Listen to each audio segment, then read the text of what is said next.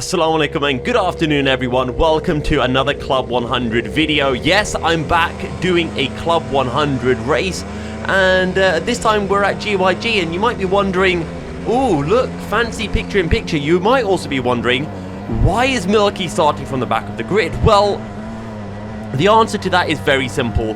I decided to forfeit qualifying so that I could do a fun last to first challenge. Whether we get to first is another thing. There are some quick drivers in this SP60 race, such as Miles Reitman, Sam Lovelace, Dave Cottrell, Rihanna Percox, and many others as well. So this wasn't going to be easy, and GYG is quite notorious for being a track that isn't exactly easy to overtake at. So yeah, let's see how we can really get on with this. My mindset was just, I need to make all of my moves as quickly as possible. I can't dilly-dally, and I need to hope that the guys up at the front really fight, because if they don't, it's going to be so difficult. So for the race start, for race number 1, we're going to be glued right to the bumper of the driver in front, and through turn 1, make sure we don't go wide. Other people do, but we can't quite find the opening to gain a bunch of position. So I'm just going to sit glued to the rear end of the driver in front of me as we go through the right kink, and then onto the brakes, heading into the hairpin. The driver in front of me, he gets a little bit sideways, but I'm just making sure I'm right on his bumper. I don't really think it was loading, and now I'm trying to figure out where do I want to go. I think let's go to the outside, but that is really stupid, and I end up losing a bunch of positions. And then there's chaos up ahead with Christopher Powell, so we somehow managed to weasel our way through all of that carnage, and then we're going to send it up the inside of that guy into the hairpin. There's more carnage. We're trying to navigate our way through. We'll push Josh Wood along, and we'll get the run around Mr. Andy Graham and up the inside into the final corner, and I'm going to take that as a pretty successful opening lap. And now I'm thinking, right, okay, I need to get past Josh Wood a lickety-split, and I know where I'm going to do it. I'm going to do it going into the hairpin. I've already made up my mind. I see Josh going to the outside a bit, so I go for the move, but he, in my opinion, I think he turns in quite early. However, just looking at it without context, I guess it does look like I went for a bit of a stupid overtake, but I think he turns in very early to that corner after leaving the door open. And I think the issue with that hairpin is once you're committed for ascend, if the driver in front changes their line, you can't back out of it. As I pretty much go into the back of this guy, I just got massively caught out by how early they braked into that left hand, and didn't realize that there was a train of them, so they had to brake earlier than normal. But we get a good run out of the final corner. We're going to give him a little push into turn 1, and we'll get the run coming out of the corner. Turn 1 is flat. You can take turn 1 flat even if you get a little push from behind. You just need to get the turn in right. However, we get through, get on the brakes. That guy tries to hang it round the outside of me. He also turned into me on the straight as well, which is interesting. But anyway, we're through. I give a little point finger forward, not realizing that he is nowhere near me. And then we get such a good run out of the carousel. I think let's go for ascend into the spoon.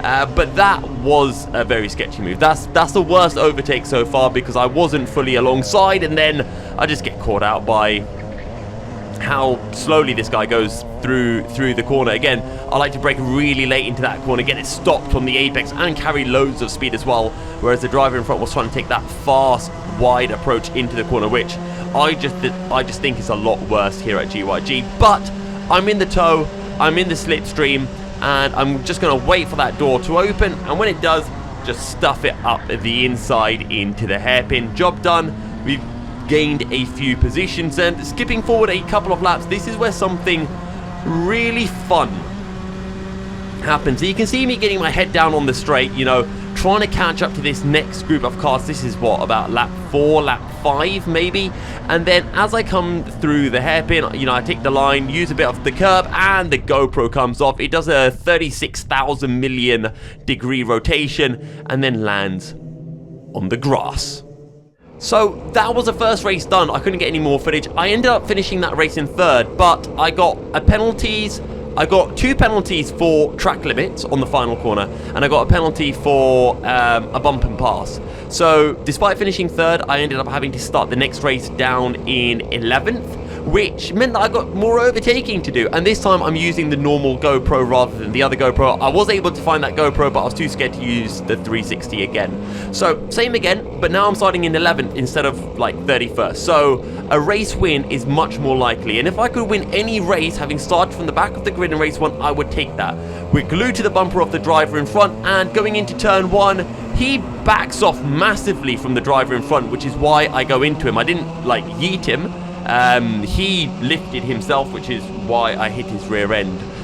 So we gained a few positions, and now I'm already looking to the inside. I'm waiting for that gap to open. It does, and I'm going to squeeze my way up the inside, but I've got to leave him room on exit, so it doesn't quite work out. Maybe I shouldn't have gone for that move, but I kind of thought I'll go for it. I saw a little gap opening, and I went really aggressive into that carousel because I had loads of carts on my inside, so I did that just to try to cover them off. And then I'm waiting for a gap to open. There's a bit of contact. Maybe he would have gone wide anyway. I send it up the inside, and I let the cart go out nice and wide so that he can't try to hang it around the outside of me. And now I just need to catch up to, you know, the drivers ahead who aren't exactly far away. So going to make sure that we get a good exit out of the final corner, which I do. We get a nice early apex through turn 1, which is why I carry so much more speed, and I'm able to catch this guy. I also think I had a fairly decent car. I don't think it was a rocket or anything like that, but it was a good car.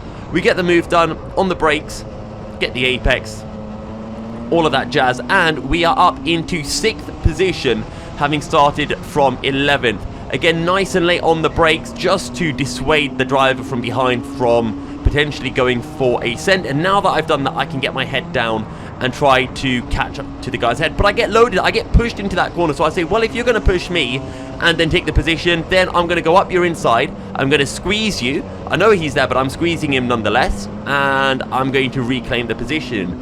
I don't really mind if people want to get their gloves off when they battle with me, but if you are going to, I'm going to get my gloves off straight back at you, buddy. And yeah, just absolutely loading me like crazy into that previous corner is interesting. And the reason why it's interesting is because I know that he can't brake as late as me into that corner because I'm quicker. So the fact that he hit me means that he was intentionally out-braking himself to push me wide, which is why I held nothing back to reclaim the position immediately. You know, maybe if it was an accident or something, I wouldn't, but at the same time, if you're going to do that, you know, you give the position back. And I say that after, like, previously in the race, you know, I pushed there were a few little contacts that I then didn't give the position back. So what you can deduce from this is that I, Milky Cereal, am indeed a hypocrite. I do apologize. I'll make a formal apology on YouTube. There'll be a 20-hour long YouTube video about my appalling driving standards. But anyway, let's see how much we catch up to Mr. Nathan James Boyle up in front of us. We gained so much on the brakes going into the hairpin and coming out. We're just built different today. And again, we're going to gain a little bit on entry into the double left-hander, and we don't lose any time on exit. It's beautiful. We're driving really well. GYG is a very fun circuit, and I'm quite lucky that I've driven this circuit more than most other people in the CLUB100 paddock because I've done BPEC. Sadly, I don't really get the run through this sequence of corners, so I'm a little bit further back from Nathan than I would like to be. But heads down, Nathan's got a good double toe from the carts in front, so he's going to pull away from me a little. But I want you guys to have a look at what's going to happen down into the carousel, because I think this is a clean overtake, but I do feel bad because Nathan did come off kind of second, well, fourth best really. So Nathan's looking for a move. I know he's going to go to the outside, and when he does, I'm going to send it straight up the inside. There's a bit of contact between us, and Nathan loses a whole bunch of positions, but I think that's a fair overtake. I think I got fully alongside. I got right onto the back of Rihanna, so that Nathan couldn't, you know, cut back in front of me. But I think that little bit of contact really unsettled him, and he lost a bunch of positions. But anyway, enough about Nathan. More about Rihanna and trying to catch her. So Rihanna clips the apex here, takes too much curve, that unsettles the car. So I think maybe I can go for a move. I back out of it because I realise that the move just is not going to be on. I then have a look to see if I could go up the inside, but again, the door is always going to close there, which is one of the reasons why it's really hard to overtake at Glenny Gores. But she leaves the door open. She then tries to slam the door shut, but does it way too late. and I'm able to get a very nice, juicy position. So next up now is trying to catch up to Sam Lovelace, who is in third. And unfortunately, Miles Reitman and I think that's Vishal Patel, who races in BUKC. He did fairly well in his BUKC race, actually. He actually came second, if I'm not mistaken, in the Club 100 C2 sprint race the following day. But my goal right now is to catch up to Sam, and then I'm going to hope that I can close in to the top at 2. So let's see how much we can catch up to Mr. Lovelace. We've got a bit of a distant tow, and at this point I'm thinking, right, if I can catch up to Sam, I'll push him along. And oh my god, this car has some really good top end. That, or we're getting a major amount of slipstream, because we caught up massively on the straight. I mean, we gained a bit through the corner, but we gained a lot on the top end. So this car had really good top end. Sam gets a much better run through the corner than me. But hey, I've got a better car, so get gapped, Sam. Hey, I'm honest about it. When I've got a bad car, I say it. When I've got a good car, I say it. And I got some pretty good carts on this day, which means now I can pretend like I'm the best driver in the world, right?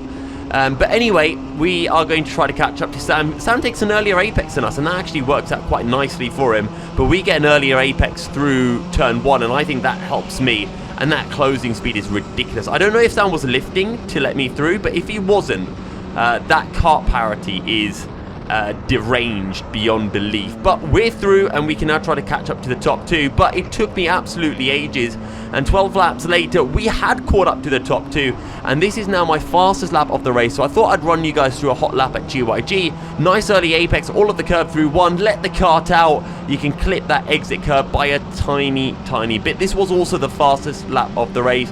We've got a distant tow, and then heading into this hairpin, brake from the outside, get over to the outside, and then just carry the minimum speed. Use this little bit of curb on exit, it's not too bad, and then make sure you're all the way to the right on the brakes.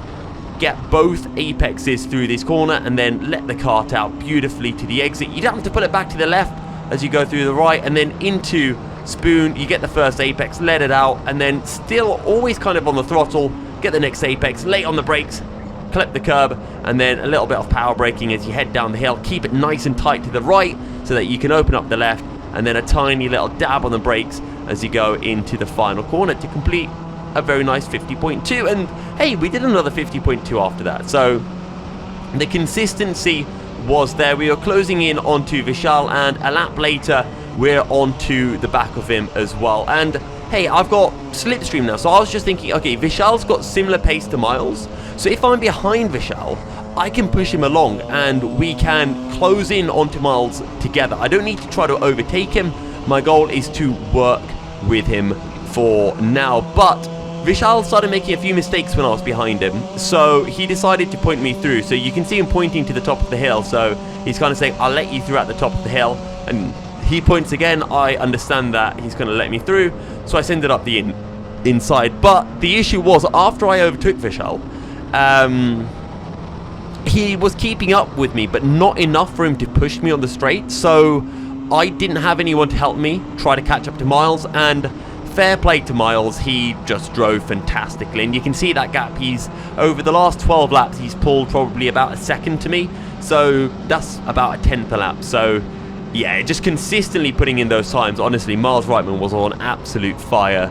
I would like to say if I'd qualified, then maybe for race 1 I would have been at the front. I could have had a good battle with Miles, and same for race 2. But to be honest, I think he was just fairly quicker than me. I hate to admit that, but he was just faster than me in this race.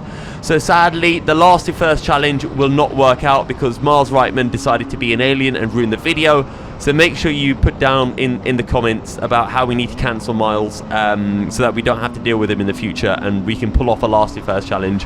But I hope you guys have enjoyed this video. It was a fun little race, and I'll make sure that my GoPro camera mount doesn't break next time. But yeah, until then, drop a like, subscribe, all of that jazz, and I will see you in the next video. Assalamu alaikum.